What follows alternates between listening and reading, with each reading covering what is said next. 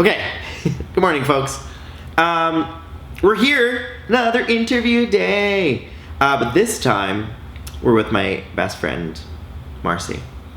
We have been friends since grade 7, and if you read my book, Standing Tall, My Journey, you would know her name, and you would know a bit of her story. I think the best place to start is when you bullied me to be your friend. Always the best friends. Please tell our folks at home. Our friends at home. Yeah. It's going really well already. Okay. That's hard to start. So I moved to Rock Springs, Wyoming in the middle of grade 7, so in between the Christmas break or whatever. And we were building a house, and we were driving around neighborhoods looking for houses. And the guy, Tony, do you remember Tony? Yep. Who was in charge of building all the houses in our neighborhood, was driving my parents around and just showing us houses. And I was like, oh yeah, by the way, there's a kid with no legs that lives in that house. Pardon moi. We went to middle school together. And knew him, but didn't have any classes, I don't think, that first semester. Nope. And we were in theater together, however. Drama club after school. And we did a very intense grade 7 play called The Empty Chair, where I was a cocaine addict. We were all drug addicts at like an AA meeting. This is not a play that's appropriate for grade 7, but we did it. Not at all. And he was in that, and I really wanted him to be my friend. And he really was avoiding me. Well, she was a little bombarding, and I wasn't used to having someone so intently want to be your friend. Oh my god, I was a really intense kid. Because when I saw what I wanted, I made it mine. That's how I roll. I just went over to his house one day and like knocked on the door after school and was like, hey buddy, do you want to come play racquetball with me? I said no. He said no. And he's like, No, thank you. my mom's not home and I have to watch my sister, man. I was polite. And then like closed the door in my face. And I was like, I didn't close it in your face. I'm pretty sure. It felt like it was being closed in my face. But I'm very tenacious. So I just kept coming back every day and asking if he wanted to go play racquetball. Like every day. Every day. And but like he said yes. But this is what I love about her. She didn't think about my disability at all. She was like, well, what can we do? Well, let's go play racquetball. Because our rec center was basically across the street from where we were living. It was a big rec center and there were a lot of options. I narrowed them all down to racquetball. Didn't vary it. No. Was very determined that we were going to play racquetball. We played racquetball a lot. We did. So she came over, and I was like, oh, fuck, fine. I'll go play racquetball with you. Jeez, just get it out of the way. We've been friends ever since. Why do you think we became such good friends so quickly? I feel like our personalities fit really well together. Mm-hmm. Like you had all the things that I wanted, and what? I had a lot of the things that you were looking for too. Yes. Give me an example though. Well, as I said, I was a very intense kid. Yes. I was very honest and super... You're direct. You're very direct. Yeah. But in a real kind of assholey way. So I wasn't very polite, and I would just say whatever popped into my head to whomever. Like, it would ask inappropriate questions, would just, like, lay it all out there online. And I definitely was looking for somebody that was nice. Yeah. Marci didn't care about social norms, is really what she's trying to say, which is good. Yeah. In most cases. I mean, deep down inside, I had a squishy center. I really did care. Yeah. I felt like I cared anyway. Yeah. I didn't act like I cared. Anyway, so that was you. So what were the things you were looking for? Well, I was looking for someone that was nice and polite and, like, had... that could teach me how to be a better human being. I was not a very good human being. No, like, you I need were. more humanity in my life. You make it sound like you're a jerk. You weren't a jerk. You just didn't care about social norms. So sometimes you would say things that were like, well, in like normal society, we maybe wouldn't ask that. I don't know, dude. Like, I distinctly recall we had not been friends for very long before I just like threw it out there and was like, tell me about your junk. Like, I'm gonna need to know details of like the logistics of how that's gonna work. And I think we'd only been friends for like 3 weeks. Yeah, but you have the ability to make someone feel comfortable very quickly. when they get to know you. Yeah. First impressions are rough for me. Yeah, they are. They are. So, but once people let you in, then it's like, okay, I get what this is. Yeah. Yeah. I think that's because people really think that people have ulterior motives, and I really honestly don't have any ulterior motives, and they don't understand that. Interesting. So they like, oh, you didn't play the game, right? Yeah, We don't really know what to do. That's it. Well, that's a perfect example. You don't play the game of society. So then people are like, I don't know the rules now. Yeah. I don't know what happens. Anyway, I know. I felt the same in that you were like, let's go ride four-wheelers. And I was like, what? Like, I have fun, but like, oh, okay. And I was like, oh my God, this is so fun. Spencer was very timid. Yeah. He liked his like little box that he lived inside of that was very comfortable. That was made very comfortable for him by a lot of people around him. Mm-hmm. And it was my 100% goal in life to shove him out of the box as violently as possible. And That's basically we did. what Jake does too. So nothing has changed. Also, fun fact, my first kiss. Oh, that's true. We don't need to tell the whole story, but that's a thing. I knew you wanted to. I could feel it in your brain. No. It'll stay between us. It was by a Christmas tree, though. It was really cute. So Okay. we met in grade 7. Met in grade 7. Became best friends, and then you guys have seen and know my friend John. Yeah. She's the one that brought him into the group. Mm-hmm. She was like, you need to give him another chance, because That story, yeah. in John's video, we hated each other, and then you brought us together. Yeah. Once again, being bullied into being friends with someone else. And I'm always right. Yeah. Just understand that I'm always right. She actually is. So then we stayed friends through middle school, and the thing that I remember that also brought us closer is that we were all being bullied in school for similar reasons. So John and I were being bullied because we were a bit feminine, and then you... I was being bullied because I was really masculine. I thought I was a boy, told people I was a boy right up until 7th grade. And definitely was like a tomboy, thought I was a boy, and then puberty kicked in and was like, you were definitely not a boy.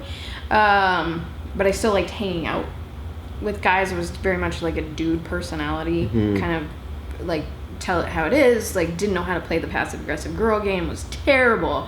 I was just shit at being with girls. And so they all thought I was gay. They called me like butch, lesbian, dyke, all the like terrible things you can do. They bullied me, like pushed me around in locker rooms. They made my life a living hell. But we had each other. That period of time, that middle school experience, was both the worst and the best like childhood experience to have the people that mean the most to you after school, and even some during school, and then at the same time hating having to go to that place every day. But knowing that we would all be there was my favorite. Well, yeah, because we would still get to eat lunch together and stuff, but we didn't have a lot of classes together. No, John and I had more classes together than you and I did. But yeah, so it was like this weird mix of being the best and the worst at the same time, which is, I don't know, that's why it's probably so bright in my memory. Yeah. Because all those experiences were very powerful in one extreme or the other. Yeah, I think it just, what it did is it solidified our friendship of like, okay, we can have fun, but oh shit, on a deeper level, we're all experiencing the same thing. And suddenly, you're not alone, and I'm not alone, and John's not alone. There's a group of 3 of us. Yeah. And that was really nice. And we could defend each other. Yeah. Yeah. Because it didn't matter to us. No. Okay, so that takes us to 9th grade. Yeah. We dated in 8th grade, then we broke up, but we were still friends because we just knew it wasn't going to work out. Yeah. Then that was 9th grade, and then we went to high school. High school was a little rougher. Yeah.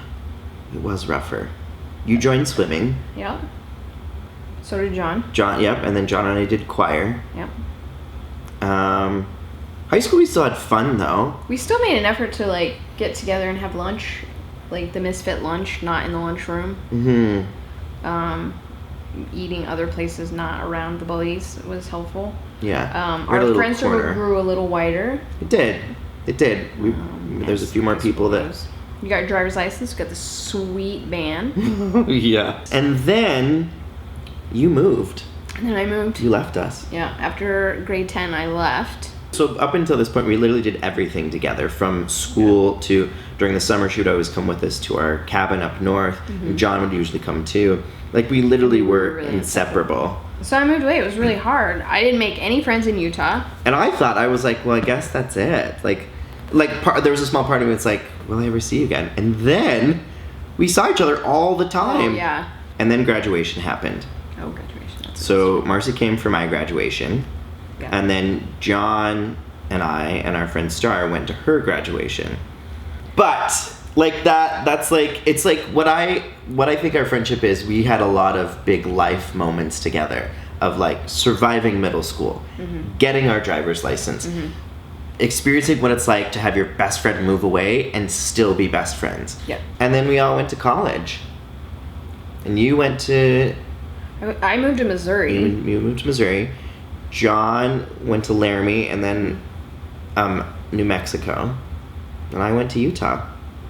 I used to... And Marci's mom still lived there, and I used to hang out with her. My mom's really fun. She is really fun. But, like, that's not just a 2-hour commute anymore. That was real distance. Like, only coming home on Thanksgiving, Christmas. But that was the beauty. I lived where your parents still lived. So That's anytime she came home, we could still hang out. we were together. Yeah. And then back in the day, like, flying through Salt Lake City was the way that everybody flew to go back home to Wyoming. So then John would come, and like every Christmas we would all spend time together at my apartment or at Marci's parents' house. So like the universe just kept putting us back together. And so again, like, we do all of the big things together. So we did our 21st birthdays together. We're all born within like the same year, but only 3 months apart. And so like, actually, we do all of our big birthdays together. So we did 21. We went to Vegas. Oh yeah, I forgot. Oh my god. And then every couple of years we would go on a vacation together. Yep. It just always Big happened that birthdays. way. Here's my question for you, and then we can go back to the thing. Okay. Why do you think we have stayed friends for 20-ish years? I mean, friendship is what you put into it, right? So if you want somebody to be in your life, you make an effort to include that person in your life.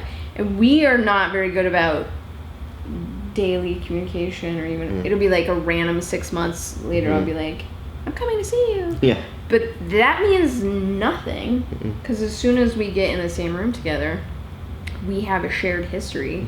So we just catch up on the stuff in between. But we're still the same people deep down. Yeah. And you still complete me. Yeah. Likewise. Yeah, I think I have more humanity now because of you. I monitor what I say because of things that you've told me to do, like not to say things. I'm more aware of issues that were never in my scope of, daily life because of you. I follow you. I watch all your videos. Thank you. So that I can keep up on what you're doing and where you're at. I don't know. I think you just keep the people in your life that matter to you, that you feel like add value to your life. So you make the effort, Yeah. I clearly still have no guilt trip. Box that issues. You've never been in Kansas City. I clearly still have getting outside of my box issues. However, Yeah. the one thing that you taught me that I remember you then affirming me on afterwards for, the one time you've had feelings, is I stopped apologizing Oh God. for everything. I still do it every now and then, but habit. I stopped apologizing. And you did force me to get out of my comfort zone, and you helped me learn skills to make new friends. Every now and then I still have to be bullied, but I think what I like about Marci is that she has a can-do attitude. Yeah, as cheesy as that is, it's true. Yeah. I really honestly always pictured Spencer as his best self and always wanted him to be his like, I saw the potential and saw what he could be, and he couldn't always see that, which was super frustrating to me and really made me angry Still struggle with sometimes. that. Because I could see it. Just tell me. Like, I knew how much people loved him. I knew that he had a powerful story. I knew that people wanted to hear his story, and I knew he was a good human being deep down and had amazing potential. On the surface, clearly I wasn't. Yeah. He's working on that one. You bitch. But he would never act on it. And, like, I would come up with these great life plans. I'm like, I mean, like, at the time they weren't very realistic. I was like, you apply for the real world and be on MTV. Like, I had all these things that I wanted him to do to get himself out there. And he was very resistant to all of that stuff. It just took persistence. I had to learn on my own. I needed you to lay the foundation so then I could build the house myself. Well, and to just be like, I know you can do it. I believe in you, and I know that this is going to be okay, and I know that you're going to be successful at it, and you don't have to worry about failure. And even if you do fail, it doesn't matter, because, like, me and John are always going to be there for you. So it made, and your family too, like, you're a very strong family support structure. So like, it made zero difference if you tried it and you sucked at it. You still had people that loved you, and you just needed to hear that enough times for you to believe it deep down inside and, like, just give it a try. I did. So. And I was like, I'm gonna poke you until you cry. I'm gonna cry a couple times. He makes me cry. Like, he knows what makes me cry, which is few and far between, but he definitely has made me cry before. Yeah, but, like, in a good way, because you have a lot of really beautiful feelings that you don't always express, and I want you to express them. I know. Feelings are stupid. Yeah, and she's a safe space for me. It's always a safe space. Yeah.